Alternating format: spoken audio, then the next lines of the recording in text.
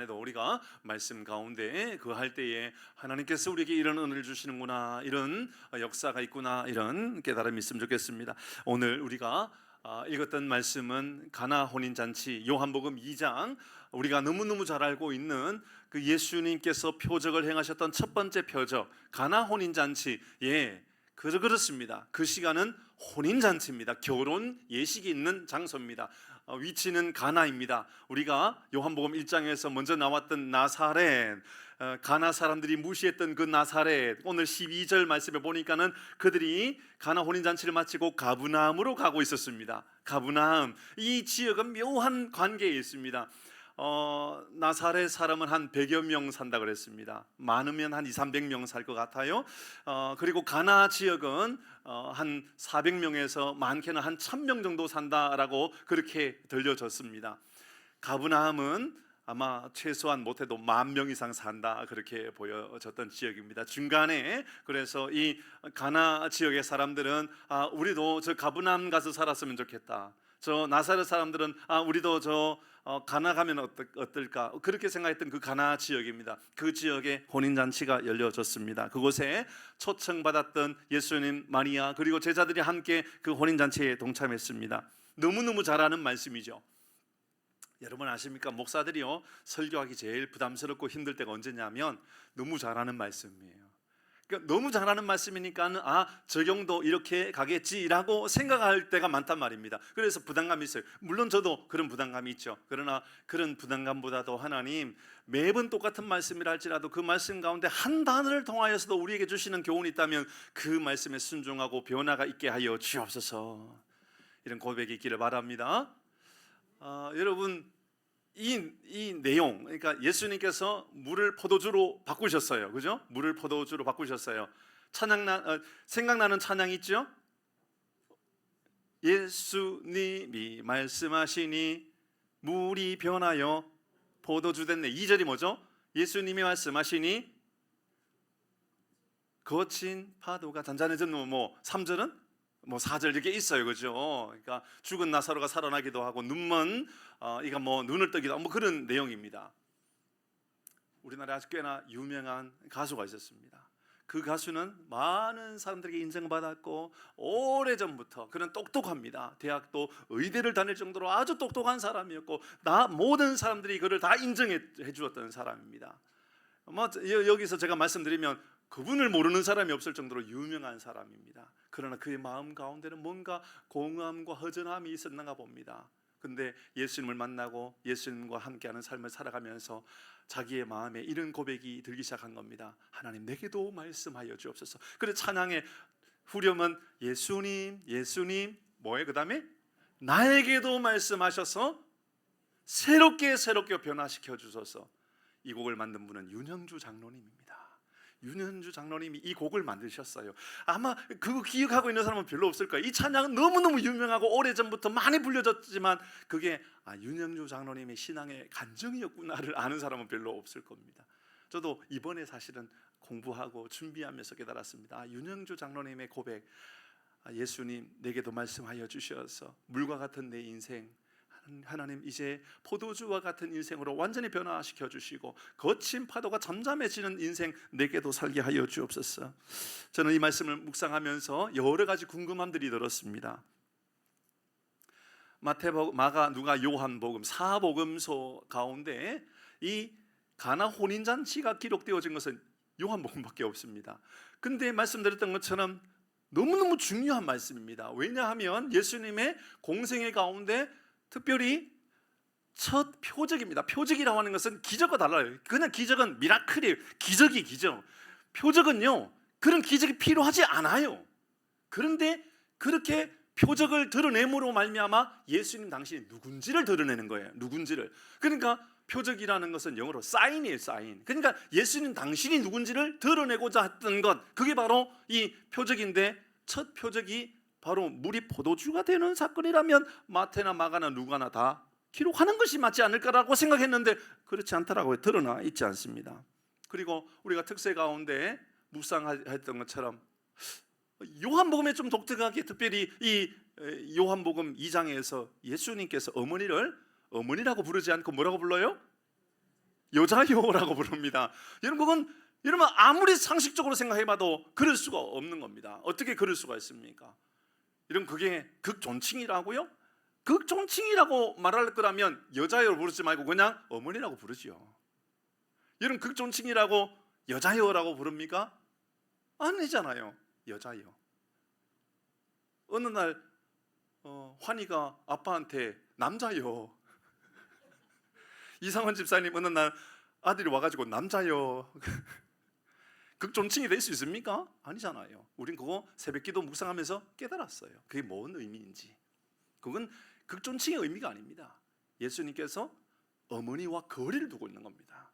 가깝게 있는 인간관계가 아니라 이제 공생이 시작하시는 하나님의 아들 예수 그리스도, 그분과 이제 인간과의 관계에 어떤 위치에 있었는지를 드러내고자 했던 겁니다. 그래서 그것은 극존칭이 아니라 그냥 예수님께서 거리를, 어머니와의 관계가 아니라 거리를 두고 있는, 그래서 예수님의 사역이 시작되고 있는 것을 알려주는 장면이었죠. 어쨌든 그런 표현들이 이 요한복음에 나타나고요, 오늘 2장에 이 가나 혼인잔치에 나타납니다. 그리고 이제 마리아가 하는 이야기가, 마리아가 이렇게 말합니다.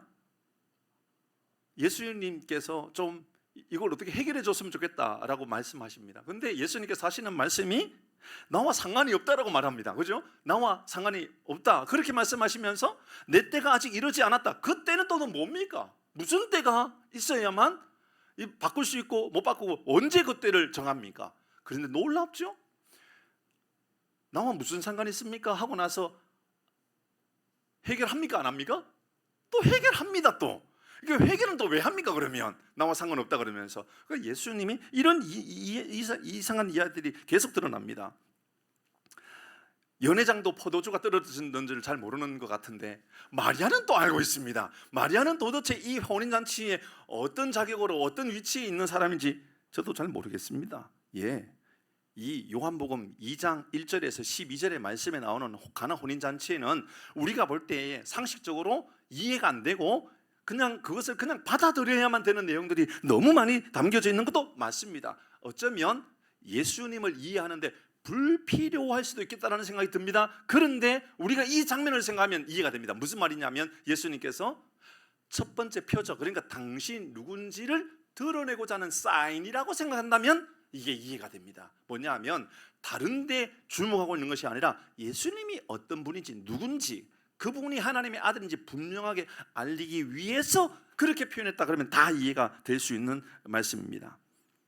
내용은 조금 전에 말씀드렸던 것처럼 간단하게 그런 내용입니다. 이제 나사렛이 아니라 가나에서 혼인잔치에 초청을 받아 혼인잔치 가나에 와 있었고, 그곳에 잔치에 왔는데 포도주가 다 떨어졌다는 겁니다. 그리고 마리아가 도움을 청했지만 예수님께서 거절하는 척 하면서 돌 항아리 6개 가져오라고 그러고 돌 항아리에다가 물을 채웠더니 그 하인들이 채워놓았던 그 물이 포도주가 되었습니다. 예수님께서 누군지를 드러내는 계속해서 그런 장면을 이야기하고 있습니다. 예수님께서 표적을 행함으로 마지막 오늘 11절 12절의 말씀의 내용에 보면요, 이런 이야기가 나옵니다. 이 사건으로 인하여 제자들이 예수님을 믿으리라 이렇게 기록합니다. 그렇습니다. 요한복음 2장 1절에서 12절의 내용은 가나 혼인잔치의 잔치가 어떤 잔치냐를 말하고 싶었던 게 아닙니다. 그 잔치에 부족한 게 뭔지를 이야기하고 싶었던 것도 아닙니다. 그 돌 항아리가 몇 개냐가 이야기하고 싶었던 거 아닙니다. 여기서 말하고 싶었던 것은 예수님이 누군지를 드러냈을 때에 따라다녔던 제자들이 아니라, 추종했던 제자들이 아니라 예수님을 믿게 되었다는 것을 말하고 싶었던 겁니다.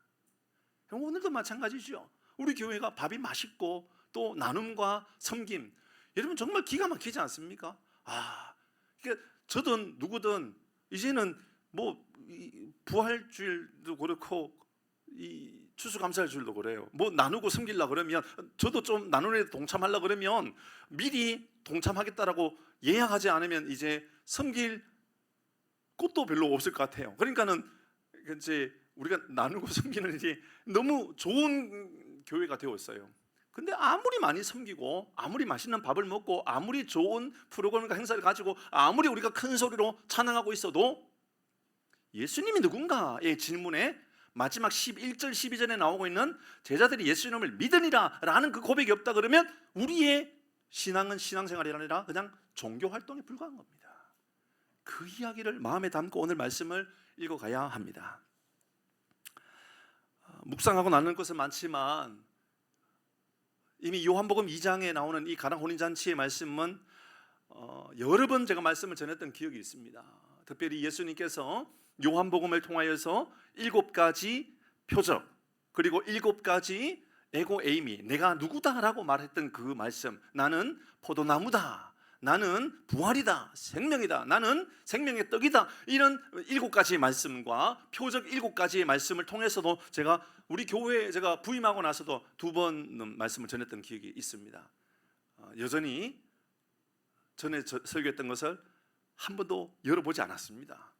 그 묵상은 그 묵상이고 오늘 묵상은 제가 또 다른 부활주의를 맞이하여서 하나님께서 주시는 메시지가 뭘까라는 마음을 가지고 묵상해 보았습니다. 2가지 말씀을 나누고 싶습니다. 혼인잔치 이 가정에 예상치 못한 고난이 왔다라는 것, 예상치 못했던 고난이 왔다라는 것 먼저 생각해 보십시다. 혼인잔치에 포도주가 동이 났다라는 것은 혼인잔치에 가장 큰 기쁨을 주는 건 바로 그 기쁨에 거는 것 같은 음료가 동이 났다라는 이야기입니다. 연회장이 있을 정도라면 연회장, 그러니까 이 파티를 인도하는, 그러니까는 이 혼주가 아닙니다. 혼주가 아니라 파티를 진행해 갈 사람이 있다 그러면 이 혼인잔치는 작은 혼인잔치일까요? 큰 혼인잔치일까요? 가난할까요? 그래도 그만 먹고 살기에 괜찮은 집일까요? 대충 알 수 있습니다. 그러면 음식을 많이 준비했을까요? 좀 부족하게 준비했을까요? 많이 준비했죠. 이미 우리는 내용을 한 가지만 생각해도 연회장이구나, 그러면 이 집의 잔치는 보통이 아니겠구나 생각할 수가 있습니다. 누구나 결혼식을 준비하면서 하객들이 얼마나 올까 예측할까요? 안 할까요? 하지요. 당연히 합니다. 여러분, 당시에 혼인잔치가 열려졌는데 일반적으로 한 일주일 정도의 결혼식, 오늘날 결혼식은 며칠 해요? 하루 해요? 30분 해요. 결혼식 30분 해요. 밥 먹는 거 1시간 먹어요. 밥 먹는 것보다 결혼식은 그냥 그래요. 우리는 그래요. 근데 당시 유대 이 사람들의 결혼식은 한 일주일 정도 한다 그래요. 그러면 충분히 넉넉하게 준비했을 것이라고 생각할 수가 있습니다. 또 생각해 보면 이 가나 지역이 한 400명에서 한 1000명 정도 산다, 그런 마을이라 그러면 그 집에 오늘 누구 장가간대, 결혼한대, 누구 시집간대, 그런 내용은 없지만 누구 장가간대, 결혼한대, 누구 오늘 혼례가 이루어진대, 사람들이 알까요, 모를까요? 아마 제 생각에는요, 못해도 1000명분 이상의 음식을 준비했을 것 같아요. 이게 한 1000명 정도 어울리고 있다 그러면 그 원수 쥐고 있지 않는다면 다 올 거고, 주변에 있는 다른 친인척들도 연락을 해서 다 올 것 같습니다. 철저하게 준비한 결혼이라는 것을 생각할 수 있는 게 한 단어입니다. 바로 연회장이 있었다라는 겁니다. 그것을 통해서 충분히 이 결혼식장은 어떤 분위기 결혼이었는지 알 수가 있어요. 그런데요, 아무리 잘 준비해도요, 예고 없이 닥쳐오는 공허함이나 예고 없이 닥쳐오는 이러한 잃어버린 뭔가는 우리에게도 있을 수 있다는 거죠.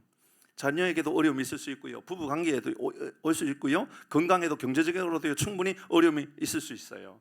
우리가 한참 경제적으로 잘 되니 어쩌니 그러다가도 갑자기 정치적으로 어떤 큰 이슈가 탁 터지고 나면 굉장히 우리나라도 어려움을 당하지 않습니까?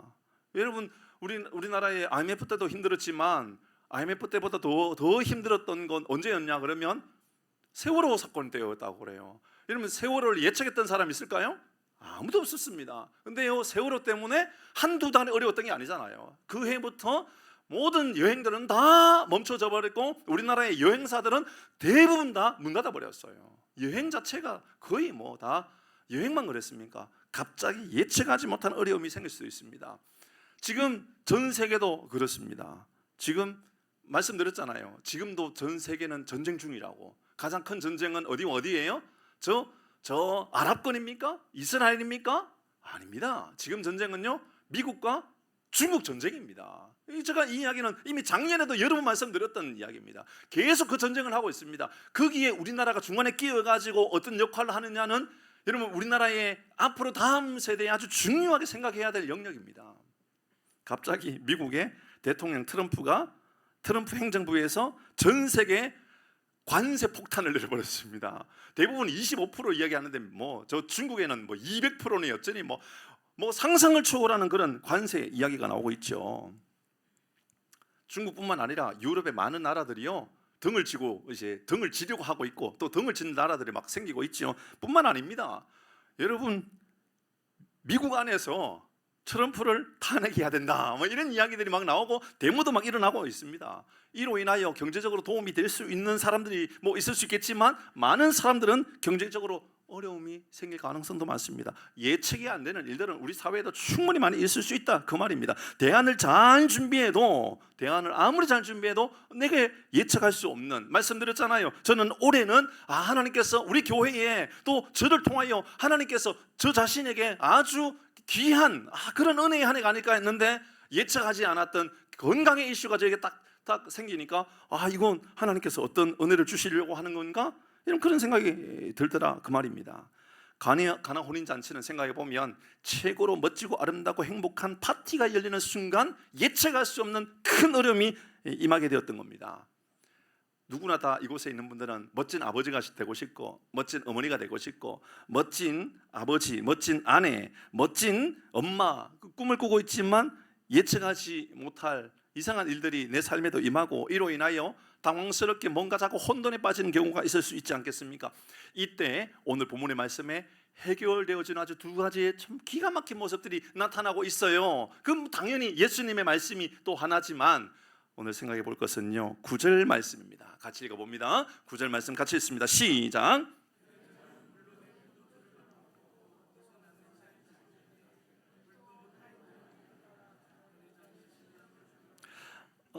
주목하고 싶은 것은 연회장이 아니고 물떠온 하인에 대한 이야기를 좀 하고 싶습니다. 이곳에서 지금 순정함으로 물떠인 하인은 알더라라고 이야기한 것은 지금 물떠온 하인으로 말미암아 이 위기가 예측할 수 없었던 엄청난 위기가 해결되었다라는 것을 말하고 있죠. 그리고 그 해결되었던 것을 연회장도 모르고 다른 모든 사람 모르고 그곳에 혼주도 모르고 신랑도 모르고 신부도 몰랐다 할지라도 놀랍게 이렇게 말합니다. 물떠온 하인이 알더라라고 이야기하고 있습니다.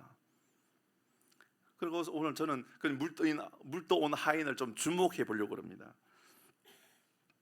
이 물떠온 하인은 이 혼인잔치에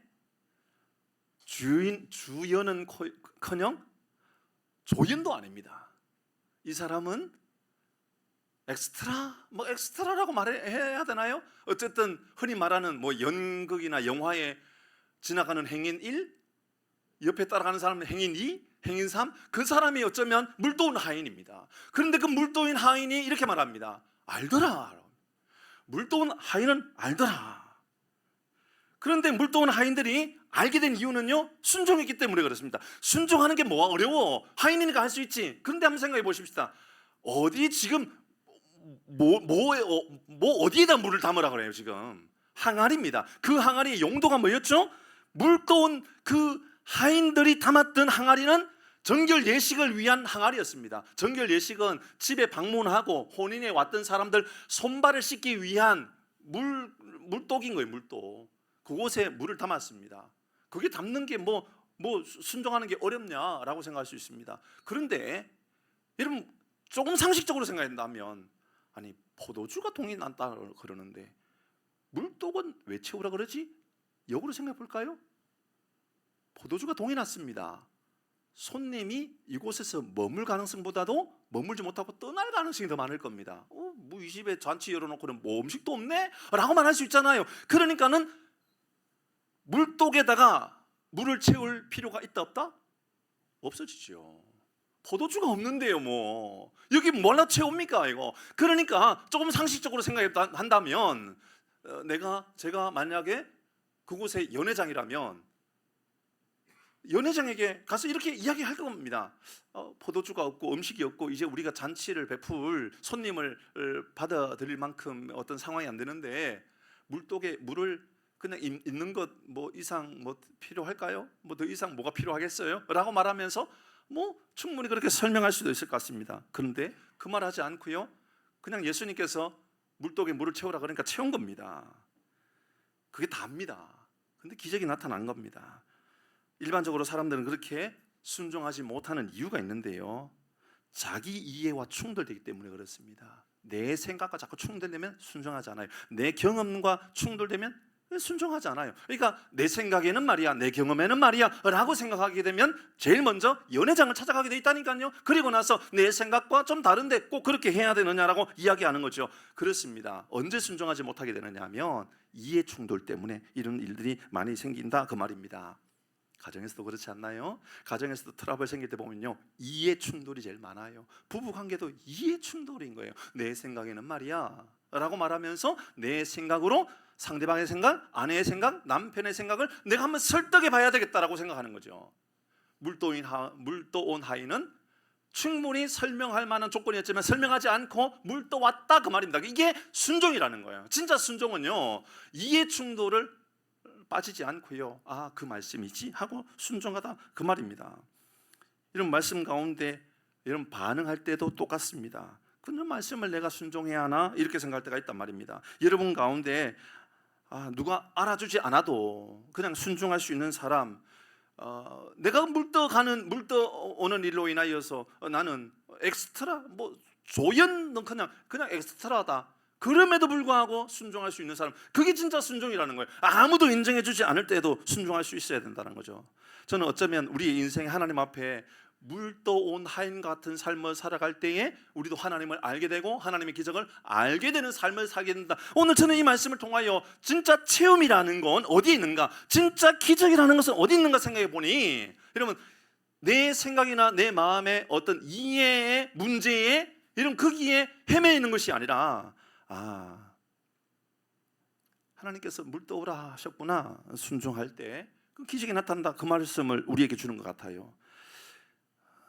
그들은요, 인정받으려고 목숨 걸지 않았어요. 출세하려고도 애를 쓰지 않았고요. 그들은요, 누군가에게 사랑받으려고 애를 쓰지 않았어요. 그들은 인싸도 아니고 흔히 말하는 그냥 아싸 아웃사이드에 있는 사람들이에요. 아무도 인정해주지 않는 사람들이에요. 드러나지도 않는 사람이에요. 그런데 그들은 물떠온 하인이었고, 물떠온 하인들은 알았다라고 이야기하는 것은 예수님께서 기적을 드러냈고, 예수님께서 일을 만드셨고, 예수님을 만나면 우리 인생에 완전히 내가 생각하지도 못하는 어떤 어려움도 해결하는 길이 예수님을 통하여 나타난다는 것을 물떠온 하인은 알았다 그 말을 우리에게 알려주고 있는 거죠. 오늘 우리는 광고 시간에 짧게나마 그 이야기를 했어요. 그러니까 본당 개당 청소하실 분 지원을 받습니다 라고 말씀드렸어요. 이전까지 우리가, 아니면 어제까지만 해도 우리는 그냥 목장별로 돌아가면서 청소했어요. 그게 어려움이 없고요, 그냥 그렇게 하는 거 괜찮다고 저는 생각을 해요. 그게 크게 뭐 문제될 게 없어요. 잘하면 잘하는 대로, 못하면 못하는 대로, 때로는 뭐 실수도 있을 수 있고 좀 부족할 수도 있죠. 근데 새벽기도를 묵상하는데, 새벽기도 때 말씀을 묵상하는데, 저번 주였었죠. 다윗을 묵상하면서 저의 마음의 감동은 그거였습니다. 사무엘이 이새에게 당신의 아들들 데리고 와라, 이제 그 중에 하나님께서 택하신 사람을 세워서 왕으로 세우겠다 할 때 다 돌아보았지만 이새가 볼 때는, 사무엘이 볼 때는 그 가운데 왕으로 세울 만한 사람이 보이지 않았어요. 누가 보이지 않았던 거죠? 다윗 뭐 하고 있었어요? 저 들판에 가가지고 양치고 있었던 거예요. 아버지 양치고 있었던 거예요. 그러니까 아버지 눈에도 띄지 않았던 사람인 거예요. 아버지가 볼 때는 저 사람이 저 아들이 무슨 대단한 일을 한다고 그래? 저 아들이 뭐 대단한 일을 할 사람이야? 그런 마음이 들었던 게 바로 다윗이었단 말입니다. 그러니까 눈에 띄지 않았던, 어쩌면 오늘 물떠온 하인과 같이 엑스트라 정도의 사람이 바로 다윗이었는지 몰라요. 근데 하나님은 그를 내 마음에 합한 사람이라고 말하잖아요. 왜요? 아무도 보지 않았지만 들판에서 주어진 일들 최선을 다하고 순종하고 그 일에 열심을 다하는 사람, 그게 바로 다윗이었다라는 겁니다. 근데 제가 그 말씀을 묵상하면서 오늘 이 말씀이 그대로 제 마음 안에 적용이 되는 거예요. 뭐냐면 오늘날 이 시대에 물떠온 하인도 있지 않겠느냐라는 거죠. 물떠온 하인, 아무도 인정해주지 않아도, 아무도 이 일로 인하여 나를 드러내주지 않는다 할지라도, 아무도 이 일로 인하여 칭찬해주지 않는 사람이라 할지라도, 그럼에도 불구하고 저 광야에서 아버지의 양을 치고 있었던 저 다윗처럼 다른 형제들 다 불러서 사무엘에게 보여주면서 이 가운데 왕으로 세울 사람이 누군가는 있지 않겠느냐라고 할 때도 그 명단에서 빠졌던 아들, 그게 다윗이었단 말입니다. 누구예요? 바로 물동은 하인과 같이 알려지지도 않고 인정받지도 못하고 그런 사람이었단 말입니다. 그런데 그를 세워서 왕으로 세웠다면, 저는 청소도저는 그런 생각이 들었어요. 그러면서 제가 말씀을 통하여 주셨던 이 은혜를 성도들에게 제안하고 성도들에게 한번 권면해 봐야 되겠다 생각이 들었습니다.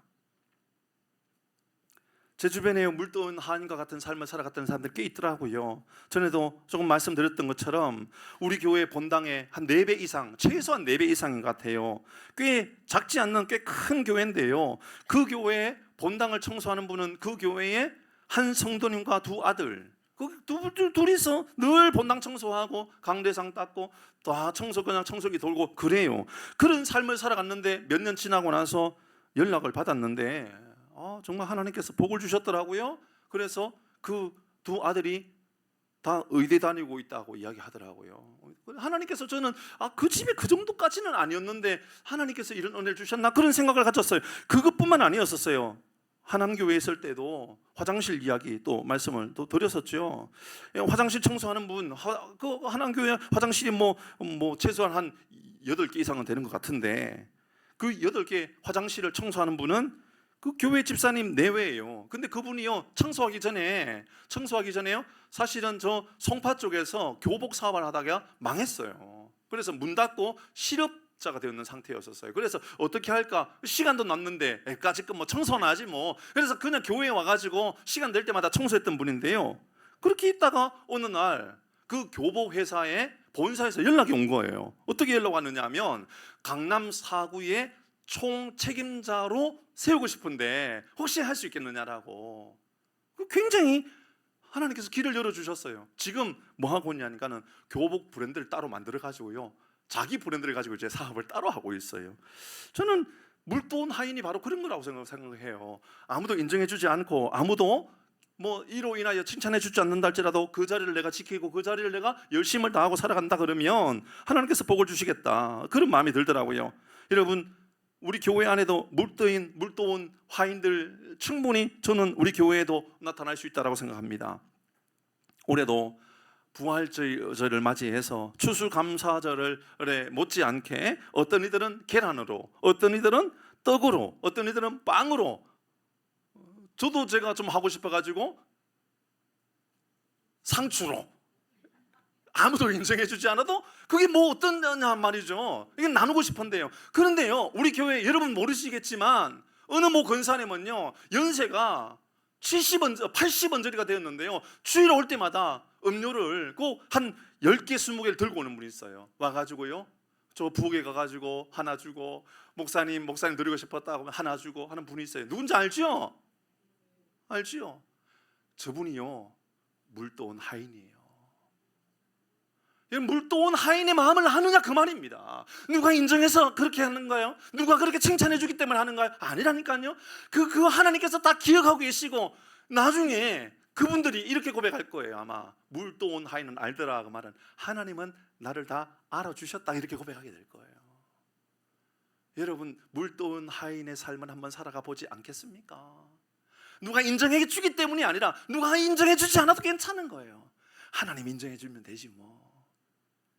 저는 이 말씀을 묵상하는데 그런 생각이 들었어요. 우리가 미사리 하남교회에 냉장고, 케이스, 생수를 갖다 주는데요, 제 마음 안에 이런 마음이 들었어요. 죄송해요, 제 마음 안에요, 그곳에 풍산교회가 들임해가지고 크게 스티커를 만들어서 딱 붙여놓을까? 물 500개를 물을 주는데 거기에다가 우리 교회 스티커를 붙여갖고 줄까? 뭐 이런 생각이 드는 거예요.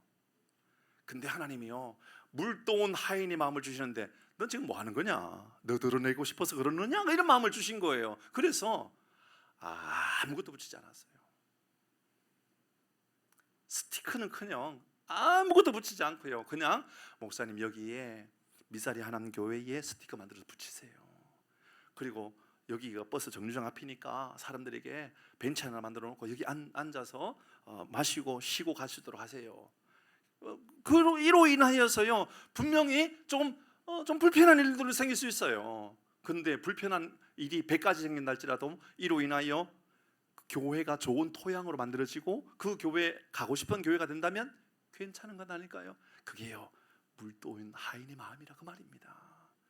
인정하려고 하지 말고 인정받으려고 하지 말고 하나님께서 인정해 주실 거라는 생각을 가지고 그 일에 묵묵히 충성을 다하면 하나님께서 우리를 귀하게 사용해 주실 줄 믿습니다. 아멘. 짧게 한 가지만 좀 더 하고 마치겠습니다. 근데 이게 부활절과 뭔 연결고리가 있을까? 저에게 이게 고민인 겁니다. 분명히 저는 이 말씀을 나누고 싶은 거예요. 빨리 이 말씀 물도온 하인도 나누고 싶고 이 혼인잔치 이야기를 나누고 싶은데 오늘은 하필이면 부활주일인데 이게 어떻게 연결될까? 이게 무슨 말을 하고 싶었던 걸까? 고민하고 묵상하는데요 깨닫게 되었어요. 이게요 부활주일과 무관한 게 아니에요. 기가 막히더라고요. 여기 말씀 안에 이어지는 말씀을 보면 예수님의 십자가와 부활을 의미하는, 그러니까는 예수님의 죽으심과 부활, 그러면 죽으심과 부활 이야기가 어디에 나와야 되느냐면 이 본문에 바로 이어서 나와주면 되죠.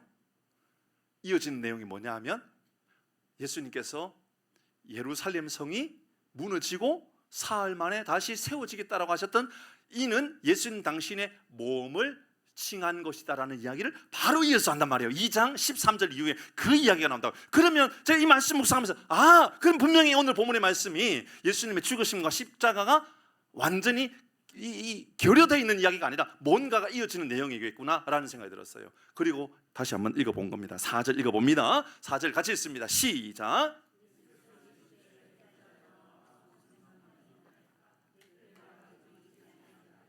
여기서 보고 싶은 단어는 한 글자입니다. 때입니다. 내 때가 아직 이르지 아니하였나이다. 그 때가 뭐냐? 기적을 드러내는 때를 말하느냐? 이 뒤에 말씀에 보면 똑같은 이 때에 대한 이야기가 이런 때가 나오지요. 요한복음 13장 1절의 말씀입니다. 주목해서 읽어보십시다. 시작. 6월절 전에 예수께서 자기가 세상을 떠나 아버지께로 돌아가실 때가 이런 줄 아시고 됐습니다. 아버지께로 돌아가실 때가 언제죠? 죽으심과 부활의 때를 말하는 거죠. 이 이야기가 여러분 가나 혼인잔치의 놀라운 신비로 설명되어질 수 있습니다. 예를 들어 볼까요? 돌항아리의 목적은 뭐죠? 사람들을 씻기기 위한, 정결하기 위한 목적이었다 그랬습니다. 6절 말씀 읽어볼까요? 6절 이렇게 말하죠. 거기에 유대인들의 정결 예식을 따라, 그러니까 씻기 위하여 두세 통 드는 돌 항아리 6 있었다. 그러니까 손발 씻는 돌 항아리였단 말입니다. 그런데 손발 씻는 돌 항아리 깨끗하게 하는 거죠. 뭘 깨끗하게 하는 거예요? 손과 발, 먼지 묻었던 우리의 육신을 깨끗하게 하는 것에 대한 이야기입니다. 그런데 이것을 뭐로 바꾸죠? 포도주. 예수님께서 말씀하셨던 포도주는 무엇을 의미해요? 피를 의미하죠. 예수님은 피를 의미하죠. 그 피는 무엇을 상징합니까? 우리의 영혼과 우리의 인생과 우리의 삶을 깨끗하게 하기 위한 도구입니다. 그러니까 물로 씻어져야 될 것이 아니라 피로 씻어져야 될 것을 말하고 싶었던 게 가나 혼인잔치고, 이로 인하여서 우리가 나중에 훗날 하나님의 나라에 임하게 되었을 때에 하나님은 우리를 위하여 천국 혼인잔치를 열어주시겠다. 그 이야기를 2절에서 2장에서 우리에게 설명하고 있는 이야기가 되는 것이지요. 그래서 어쩌면 1절의 말씀에 이렇게 시작했는지도 모릅니다. 아무런 상관없는 것처럼 보여지는데 1절의 말씀의 시작은 이렇게 시작합니다. 1절 시작. 됐습니다. 몇째 되던 날? 사흘째 되던 날은 뭘 의미해요? 그러니까 예수님께서 죽으시고 부활하셨던 사흘째 되던 날. 그러니까 요한복음 2장 1절에서 12절 이야기는 가나 혼인잔치라고 하는 어떤 결혼 예식을 통하여서 예수님께서 죽으시고 부활하심으로 말미암아 이제 우리가 영원히 깨끗하게 된 하나님의 나라의 백성이 되고 훗날 하나님의 나라에 임하게 되었을 때에 열려지게 되는 혼인잔치에 대한 모형들을 설명하고 있는 부분이겠다라는 생각이 들었습니다. 다시 말씀드리지요. 13절 이후에 말씀드렸습니다. 그러면 예수님의 죽으심과 부활을 상징할 만한 무엇인가가 나타나야만 된다고 그랬잖아요. 22절입니다. 뒤에 22절 이렇게 이야기합니다. 시작. 다시요. 20절 같이 읽습니다. 자, 주목해서 읽어주셔야 됩니다. 시작. 유대인들이 이르되 이 성전은 46년 동안의 지역권을 내가 3일 동안에 일으키겠느냐. 예수님께서 3일 만에 다시 살아나겠다라고 하는 것을 바로 이어서 이야기하고 있습니다. 이것이 21절의 말씀에 그러나 예수는 성전된 자기 육체를 가리켜 말씀하신 것이다 라고 말씀하고 있죠. 저는 성탄도 우리에게는 매우 중요한 날이라고 생각합니다. 우리 안에 성탄, 예수님이 탄생하심으로 말미암아 이제 우리의 삶에 예수님 주인 된 날이 되는 거죠. 성탄절보다 더 중요한 날이 있는데요, 부활주일입니다. 내 안에 부활의 예수를 모셔드리고 살아가는 삶을 살아가는 것이죠. 많은 사람들이 교회를 다닙니다. 오래도록 다닙니다. 봉사도 열심히 합니다. 그러나 전혀 변화된 삶을 살지 못한다면 부활의 예수, 그러니까는 정결 예식을 위하여 사용했던 그 물로 내 몸을 씻는 것으로 끝나버리는 인생의 삶을 살고 있지는 않는가 그 말입니다. 피로 말미암아 내 영혼과 내 삶을 완전히 씻어버려야 되는 이 혼인잔치에 참여하고 그 혼인잔치에 참된 기쁨을 누리게 되는, 피는 사라지고 포도주는 사라지고 그냥 물로 내 몸을 씻으면 된다라는 생각에 살아가고 있지 않는가. 여전히 가시 같은 말을 가지고 여전히 상처만 안고 살아가는 사람들이 있다 그 말입니다. 사진 하나 보여드릴게요. 뭐지요? 뭐예요?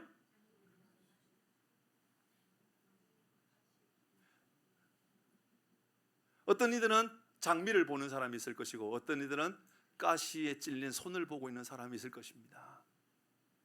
이 사진 찾으려고 힘들었어요. 장미를 찾고 싶었는데 장미의 가시를 찾고 싶었던 거예요. 사람들은 장미를 보면서, 장미를 보지 못하고 가시를 보면서 아이고 저 위험한 것 왜 들고 있어? 가시만 보면서 불평하고 원망하는 사람들이 있고, 어떤 이들은 야 너무 예쁘다 장미를 보는 사람이 있단 말입니다. 여러분, 부활의 삶을 살아간다는 것은 새로운 창조의 역사가 이제 내 삶에 임하였는가를 묻고 있는 겁니다. 물로 씻는 것으로 끝나지 않고 이제 내 영혼의 새로운 삶을 살아가는 거죠. 원망하고 불평했던 삶이 아니라 이제 하나님 내가 좀 새로워지고 싶다고, 가시를 보면서 불평하는 인생이 아니라 난 이제 좀 새로워지고 싶다고. 어떤 사람은 교회를 보면서 천국을 보는 사람이 있고 원망과 불평을 보는 사람도 있단 말입니다. 교회가 왜 그래? 그럽니다. 교회가 어떻게 저렇게 할 수가 있어? 따라 하십시오. 내가 왜 그럴까? 그겁니다. 교회가 왜 그런 게 아니고요, 내가 왜 그럴까 합니다. 교회가 문제가 아니고요, 그 교회 안에 있는 내가 문제인 겁니다. 내가 새로워지지 않으면 교회는 새로워질 수가 없는 겁니다. 여러분, 여전히 장미를 보면서 어떻게 이렇게 예쁜 꽃이 있어? 라고 말하는 삶을 살아가시겠습니까? 아니면 부활을 경험하는 새 창조의 삶을 살아가는, 그래서 물로 씻는 삶으로 끝나지 않고 포도주 예수로 말미암아 변화된 입술, 변화된 마음, 변화된 삶을 살아감으로 말미암아 이제 내 인격이 새로워지고 내 고백이 새로워져서 너무 아름답다. 여러분, 그런 사람만 이 말할 수 있어요. 길가의 장미꽃 감사, 장미에 있는 가시까지도 감사할 수 있는 사람은 여러분 십자가의 예수의 부활을 아는 사람, 그 사람이 하는 고백이라 그 말입니다. 사람이 얼마나 안 변한지 여러분 아시지 않습니까? 가나 혼인잔치에 잃어버린 것은 여러분 단순히 포도주의 이야기가 아닙니다. 그 기쁨을 회복하기 위한 모습은 우리에게 여러분 알려주고 있습니다. 나는 죽고 예수로 살 때 비로소 우리의 인생도 이제 거듭날 수 있다, 그 말을 하고 싶었던 겁니다. 고린도후서 5장 17절 읽고 마치도록 하십시다. 같이 읽습니다. 시작.